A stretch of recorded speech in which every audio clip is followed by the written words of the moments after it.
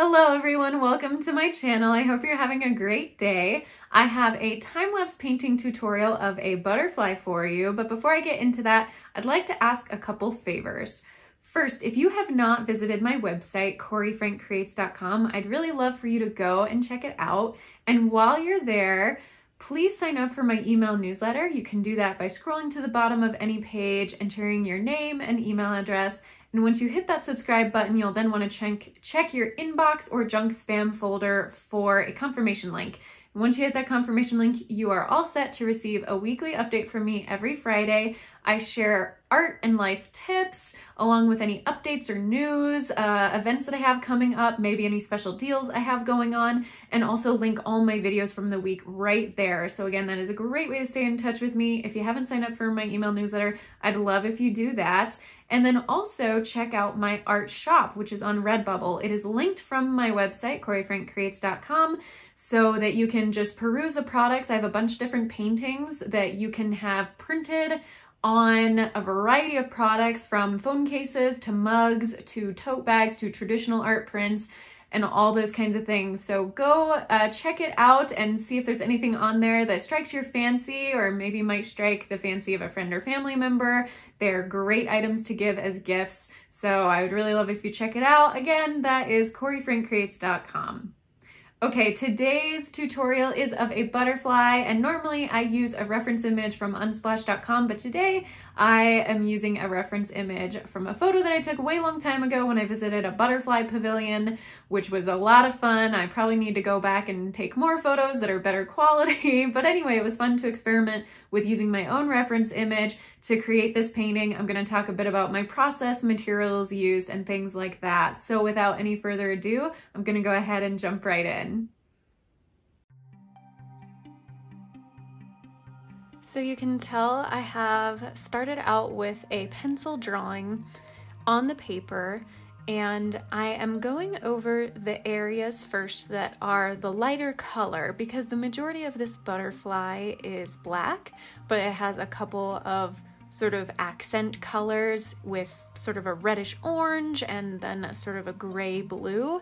So I wanted to start with those areas first because it's a lot easier to go around those smaller areas with a dark color versus painting all the dark color first and then trying to go back over with the color and not have the color mix into or interfere with the black. So that's why I started with that first, and that's a good rule of thumb. If you have a lot of dark colors you're gonna eventually need to lay down, you're gonna want to start with your lightest shades and tones first and then move on to your darker colors. So as I mentioned in the intro, I am using my own image photo that I took quite a few years ago, so unfortunately the image is not linked in the description like it normally is, but you can definitely tell what it is, and I imagine you can find this type of butterfly or something similar on unsplash.com to if you want to find a reference-free image, a copyright-free image to work from. But I'm trying to work on using some of my own photos a little more frequently so I can truly say that every aspect of the work is my own. And I am using for this painting, I recently invested in some silver black velvet brushes, which are kind of the creme de la creme of the watercolor brush world. Anytime I've kind of looked at reviews or looked into buying a set of my own, they seem to be some of the top rated and really high quality brushes. So I, thanks to some Christmas gifts, was able to invest in a set. And I do have to say that they are pretty phenomenal. They hold a lot of water and a lot of color, and that is a hallmark of a high quality brush. And it also comes to a really fine point. This is a size 8 round brush, and you can tell I'm able to, I did the entire painting with this brush. You can tell it comes to a really nice fine point. It can fill in a lot of detail, and you can also then turn it on its side and fill in larger areas as well. So very versatile, and it's kind of a mid-range size. I would say that this being a size 8 brush, it may run slightly smaller than some other brands I've seen. Each brand is slightly different, so you just kind of buy one, a whole set that works best for you. And you can tell as I go around those areas that I already painted red and, I'm gonna address the colors I use. To create that red, that is cadmium red light on the left side, along with a little bit of cadmium red medium, because it was a darker tone, and then I just use pure cadmium red light on the right wing for the orangey color. And the navy colors on the upper part of each wing are Payne's Gray, and then all the rest is just black paint, and then a little bit of sepia tone brown on kind of for the shadowing on the white part of the wing. There's like just a little part on those bottom wings that's kind of this white ruffledy look, and then also as it transitions from the black part of the wing into the white part of the wing, that is where that sepia brown comes in, because it's a really, really dark brown that kind of blends well with a black. So those are really all the colors I use for this painting. Quite simple. The color wasn't too complicated, and really building up the contrast of the black is the key to success here, because you don't want your butterfly to be just looking gray when it has really dark, vibrant color to it. So you will see that there are certain areas, even though I had laid down fairly thick paint, watercolor by nature is mixed with watercolor, so sometimes it can look really dark at the start when you first lay down the paint and it's very damp and wet and almost like a puddle, but as it dries and soaks into the paper, you may realize you have to go back over some of those areas to make them darker because there was a little more water in there than pigment. So that is a particular you may see right now on the upper tip of the left wing. See how it's more just a bit of a gray color than a pure black, and again, that is just because there needs to be some more pigment placed over the top of it. So a lot of the time when you are painting with watercolors, you are going to be working in layers and just building up pigment so it can be as dark as it possibly can, and you can have a really high level of vibrance.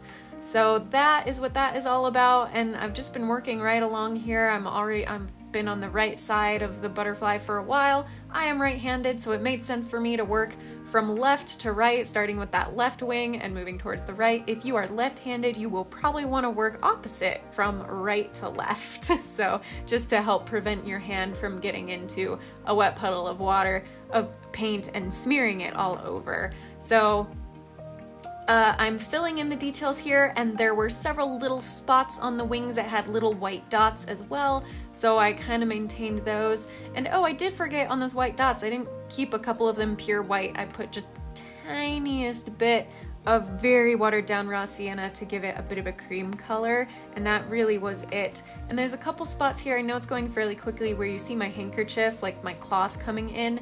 That's because for those areas of like some fine lines that are coming through, those sort of gray lines where you're seeing some of the butterfly's wing veins, I did go back over with a clean brush with the tip and lifted some of that black paint off, and then I went in with the cloth to press down and lift the paint off even more. When you for the most part, once you lay watercolor down, it is on that paper to stay, but you do have, you know, a little bit of time where once your paint dries, or even when it's still wet, where you can go in with a clean damp brush and lift some of that paint off by kind of rubbing your brush gently back and forth over the area you want the paint to be lifted from, and then when you go in with a dry cloth and dab at it, that's going to really help. So you can see that some of those lines of the wings and a couple of the little white spots I might have accidentally painted over, that is how I created those. So we're getting really close to the end here. A lot of it is just finishing touches and details. One thing I forgot to mention is that for the antenna, you want to work very slowly and very carefully right on the tip of that brush, just to keep the line very thin and fine. And obviously as an antenna, it's a very small area that you're painting. So again, going right on the tip of the brush. And right now, just to give it a sense of dimension and groundedness, I did go ahead and add a bit of a light shadow underneath the wings and the body of the butterfly, and I just used a very watered down black for that. That's the kind of nice thing about watercolor. You don't necessarily need a gray, because you can just water down your black and you get a decent gray color, or you can water down your Payne's gray and get a bluish gray. filling in some final details. I realized on the body I needed to darken up a couple spots just to kind of bump up that contrast. And then, as always, I like to add a little fun whimsy, so I took the brush and flicked it across my finger with a lot of water and a lot of paint in it to give a couple of little speckles and spots. And then I added the signature.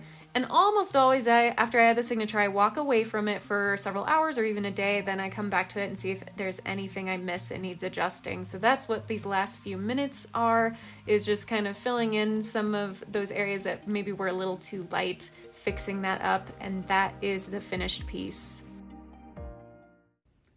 Thank you so much for watching. I hope you enjoyed that video. If you did, please give it a thumbs up. Go ahead and subscribe to my channel if you haven't already. I'd really appreciate it.